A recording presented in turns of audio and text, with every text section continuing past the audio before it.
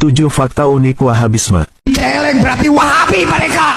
Fakta pertama, ini foto hoax. Bukan menampilkan Syekh Muhammad bin Abdul Wahab at-Tamimi. Beliau saja hidup pada abad ke-18 tahun 1703 sampai tahun 1792 M. Sementara, kamera baru ditemukan pada abad ke-19 tahun 1839 M. Sebetulnya ini jepretan pada abad ke-20 tahun 1911 M. Pria yang duduk tersebut adalah Syekh Abdullah bin Isa al-Khalifah, putra penguasa Bahrain. Sedangkan yang berdiri adalah Syekh Muhammad bin Abdul Wahab al-Fayhani, seorang pedagang mutiara dari Bahrain. Tapi, malah ini yang viral, karena tampangnya yang lebih garang, terus entah siapa dia. Fakta kedua, lucunya, hoax ini sampai melibatkan saudara kandung Syekh Muhammad, yakni Syekh Sulaiman bin Abdul Wahab. Ahlu bidah mengklaim bahwa Syekh Sulaiman telah menulis 2 kitab sangkalan keras terhadap Syekh Muhammad, berjudul As-Sawa'iqul Ilahiyah fir Raddi ala Wahabiyah dan Faslul Khitab fir Raddi ala Muhammad bin Abdul Wahab.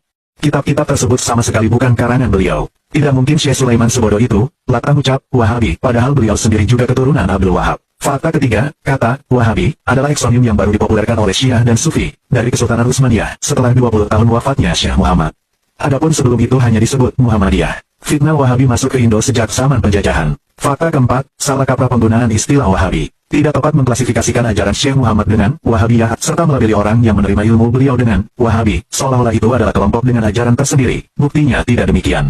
Apalagi nama beliau pun adalah Muhammad. Meskipun tujuannya adalah penisbatan kepada Abdul Wahab sang ayah, tetap saja tidak nyambung, karena secara etimologis, Abdul artinya hamba, Wahab artinya maha pemberi. Namun, Wahabi artinya keturunan atau pengikut si maha pemberi, makanya fatal bilang Wahabi sebab berkesan mengejek muslim dengan nama Allah. Fakta kelima, Syekh Muhammad termasuk ulama salafi, tidak menyuruh taklid atau fanatik.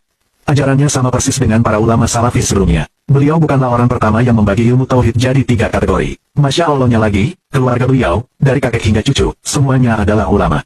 Wajarlah sebagian ahlul bidah mencap ahlus sunnah di masa kini dengan sebutan Wahabiyah, karena mereka memang dendam terhadap keluarga yang sangat berpengaruh itu, sudah berjasa dalam melemahkan perkembangan bidah, melestarikan kembali sunnah para salaf, serta berhasil menyatukan negeri-negeri Arab yang terpecah belah jadi satu dan maju.